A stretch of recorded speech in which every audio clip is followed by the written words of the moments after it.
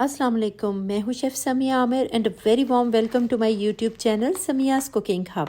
आज मैं आपको पराठे फ्रीज़ करना सिखा रही हूँ। एक बार आप बना लें तो आप महीनों इसे इस्तेमाल कर सकते हैं और रमज़ान में तो ये रेसिपी आपके बहुत ही ज़्यादा काम आने वाली है। सबसे पहले हम पराठे बनाने के लिए आटा गूँधेंगे।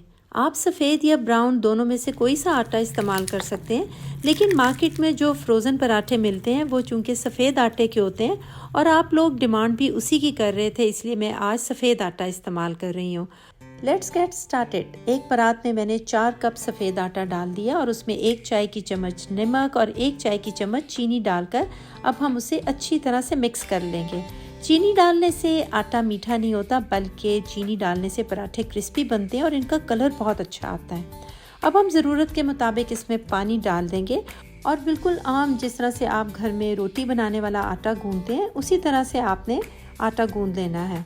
इसमें डाला हुआ पानी अच्छी तरह से मिक्स करते चले जाएं और फिर उसके बाद इसको घुमाकर नीचे जितना भी खुश्क आटा है उसे अच्छी तरह से मिक्स कर लें और आटे से ही घुमाकर अपनी परात को या फिर प्याले को अच्छी तरह से साफ़ कर लें, क्योंकि जब मैंने आटा गूंथना अपनी अम्मी से सीखा था तो अम्मी ने इस चीज़ की बहुत ताकीद की थी।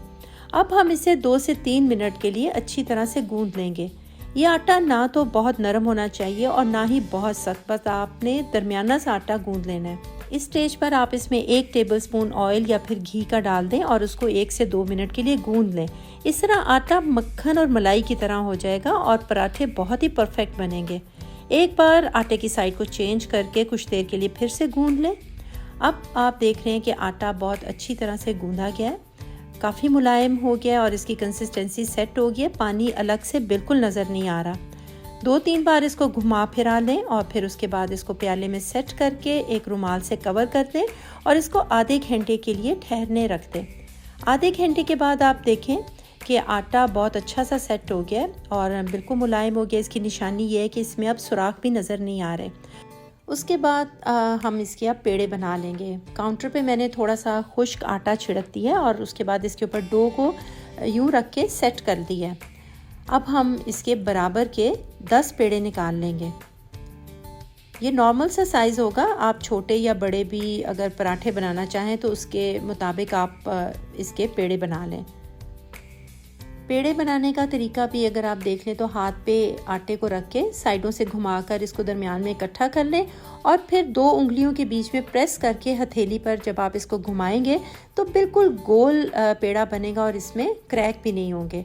आप देखें इस तरह से मैंने सब पेड़े बराबर के निकाल दिए और फिर उसके बाद हम इन पेड़ों की एक रोटी सी बेल लेंगे। उसका तरीका भी आपके सामने बड़ी डिटेल से मैं दिखा रही हूँ कि सबसे पहले एक छोटी सी टिकिया बना ली है और फिर उसके बाद बेलने से उसको बेल कर बड़ा कर लेंगे, एक रोटी की शक्ल में ले आएंगे। ये साइज़ में अच्छी बड़ी होनी चाहिए ताकि इसकी खूब तहें बन सकें। अब हम मेल्ट किया हुआ बटर या फिर देसी घी या बनास्पति या फिर आप ऑयल का भी इस्तेमाल कर सकते हैं, लेकिन देसी घी में पराठे बहुत मज़े के बनते हैं, इसलिए मैं देसी घी का ही इस्तेमाल कर रही हूँ।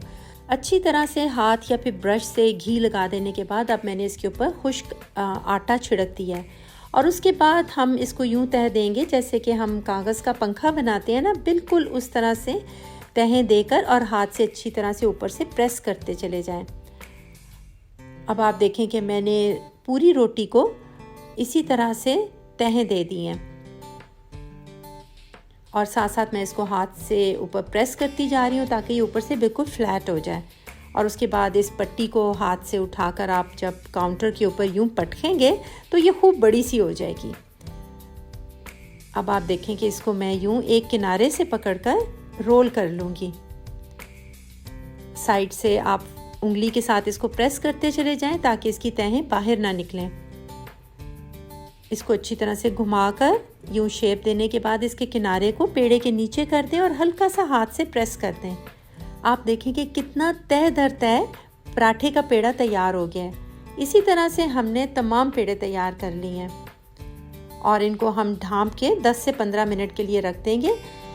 उसके बाद हम इन पेड़ों से पराठे तैयार करेंगे। इसके लिए मैंने काउंटर पर हल्का सा ऑयल लगा दिया है, इससे पराठे बहुत ही आसानी से बेले जाते हैं।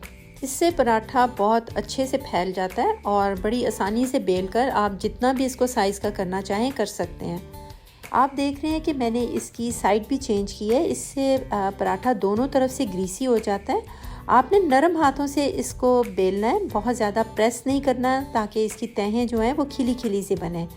उसके बाद मैंने प्लास्टिक की एक शीट ले लिया और उसको मेल्ट किए हुए घी के साथ हल्का सा ग्रीस कर लिया है ताकि ये प्लास्टिक पराठे के साथ बहुत ज़्यादा ना चिपके और आसानी से उतर सके। उसके बाद मैंने इसके ऊपर बेला हुआ पराठा रख दिया और हल्का सा घी दोबारा से इसके ऊपर लगा दिया और फिर उसके बाद दोबारा से प्लास्टिक की एक शीट उसके ऊपर रख दी है। इसी तरीके से मैंने तमाम पराठे बेले और हर पराठे के बाद उसको मैंने घी के साथ ब्रश किया और उसके ऊपर प्लास्टिक की शीट रखी और इस तरह से एक के बाद दूसरा पराठा और शीट में रखती चली गई। और अब आप देख रहे हैं कि मैंने तमाम पराठों को तह दर तह एक दूसरे के ऊपर यूं सेट कर दिया और पराठों की तहें देखें क्या लच्छेदार पराठे तैयार हुए हैं। इसी तरह से एक दूसरे के ऊपर सेट कर देने के बाद अब मैंने आखिर में प्लास्टिक की शीट इसके ऊपर रख दी है और उसको अच्छी तरह से कवर करके एक प्लेट पर रख दी है। और अब हम इसे फ्रीज़र में 1 घंटे के लिए रख देंगे, क्योंकि अगर हम इसको फ्रीज़र में 1 घंटे के लिए नहीं रखेंगे तो ये नरम होंगे और प्लास्टिक में शिफ्ट करना इनको बहुत मुश्किल हो जाएगा। अब देखें ये काफ़ी सख्त हो गए हैं और मैं इनको एक ज़िपर बैग में यूं डाल दूंगी। अगर आपके पास ज़िपर बैग ना हो तो आप किसी आम शॉपिंग बैग या फिर एयर टाइट बॉक्स में भी डालकर फ्रीज़ कर सकते हैं।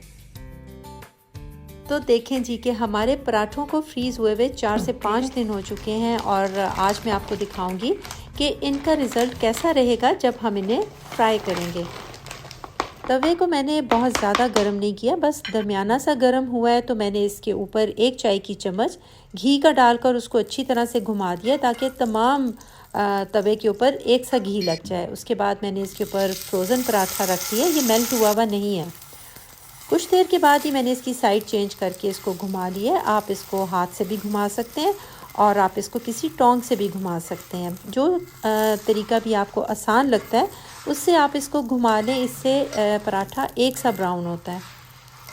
एक साइड पे जब अच्छा सा कलर आ जाए तो आप इसकी साइड चेंज कर लें और थोड़ा सा घी इसको दोबारा से लगा दें।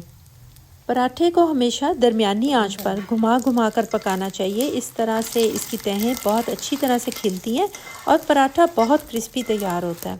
आप देखें कि पराठे को बहुत अच्छा गोल्डन ब्राउन कलर आ गया और अब मैंने इसको तवे से उतार दिया है और हाथों से इसको थोड़ा सा इस तरह से प्रेस कर दें और आप देखें कि क्या ज़बरदस्त तहें हैं, कितना लच्छेदार पराठा तैयार हुआ है। इन्हें आप रमज़ान में सहरी के वक्त, नाश्ते में या किसी भी खाने के साथ सर्व करें तो बहुत ही मज़े के लगेंगे और जब ज़रूरत पड़ने पर एकदम से आपके फ्रीज़र से निकलेंगे ना तो फिर तो आप इनको और भी ज़्यादा इंजॉय करेंगे। रेसिपी को ट्राई करें, फिर मिलते हैं आपकी पसंद की किसी बहुत अच्छी सी नई रेसिपी के साथ। अल्लाह हाफ़िज़।